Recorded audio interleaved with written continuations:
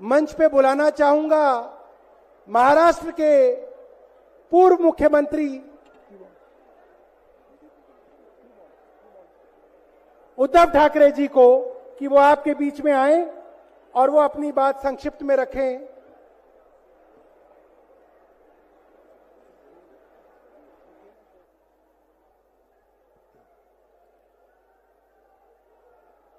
मंच पे उपस्थित सभी मान्यवर नेतागण और मेरे सामने लाखों की संख्या में उपस्थित मेरे देशभक्त देशप्रेमी भाई और बहनों, हम सबको पता है कोई चुनावी रैली नहीं है। अपनी दो बहनें हिम्मत से लड़ रही है। अगर बहन हिम्मत से लड़ रही है तो भाई कैसे पीछे रहेगा। और इसलिए हम सब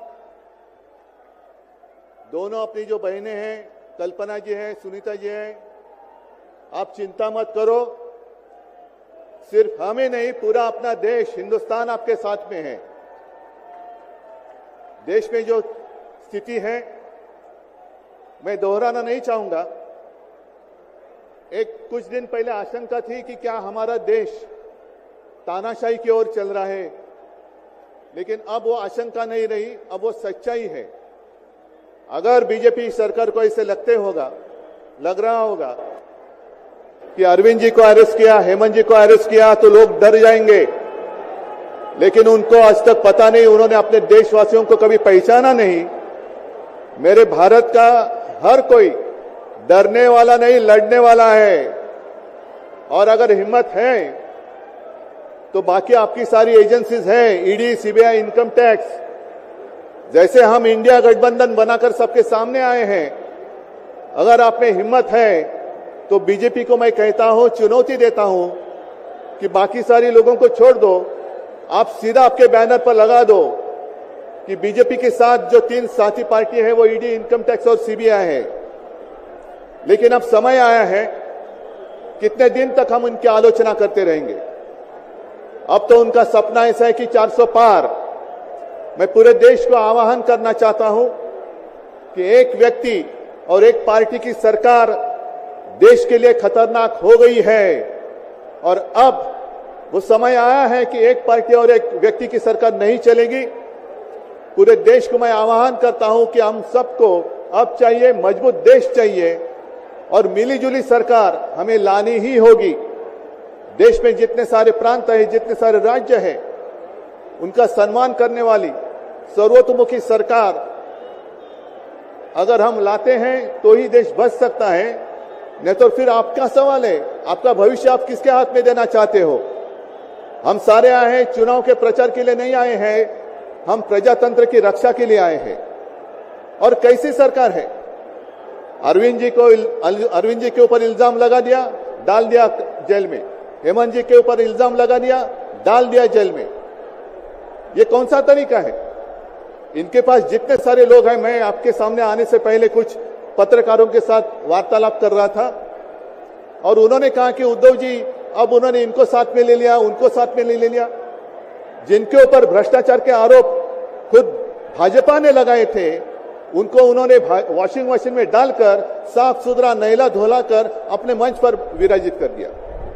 तो आप क्या विश्वास रख सकते हैं। जितने देश में भ्रष्ट लोग हैं उन सारे लोगों को इकट्ठा लेकर बीजेपी देश को विकास के राह पर लेके जा सकता है। भ्रष्ट लोग देश का विकास कर सकते हैं। तो ये सारी उनकी जो बातें हैं, आज जो अपनी रैली है, किसी ने कहा कि बीजेपी ने इस रैली को ठगों का मेला कहा है। क्या आप सारे लोग ठग हैं। मेरे देश के वासी, मेरे देश प्रेमी लोग क्या ठग हैं। ये तो भ्रष्ट लोग हैं, भ्रष्टाचारी लोग हैं जो भाजपा में है, जुमलेबाज लोग हैं।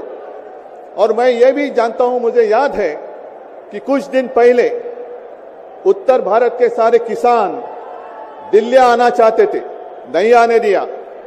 उनके जो रास्ते थे उसमें खिले डाल दिए, उनके ऊपर टीयर गैस छोड़ा, लाठीचार्ज किया।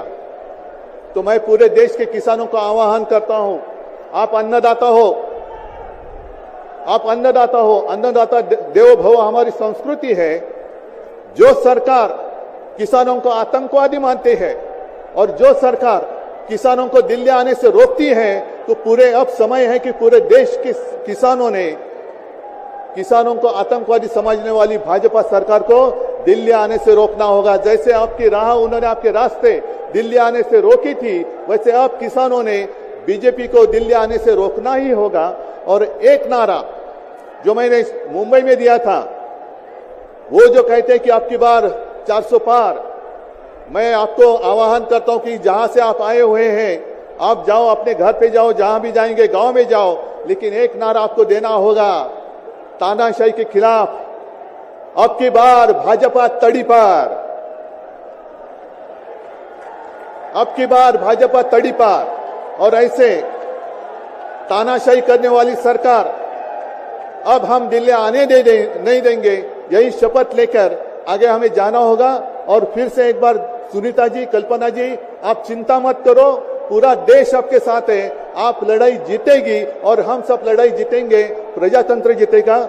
जय हिंद, जय महाराष्ट्र। बहुत बहुत धन्यवाद। मैं एक रिक्वेस्ट सब साथियों को करना चाहता हूं कि जब सीनियर लीडर्स बोल रहे हो तो उनकी बात को आप ध्यान से सुनिए। उद्धव ठाकरे जी ने बहुत अच्छा नारा दिया, एक बार आप सबको वो नारा दोहराना पड़ेगा। मैंने सुना था मुंबई में भी इन्होंने नारा दिया था, अब की बार भाजपा तड़ी पार, अब की बार। बहुत बढ़िया।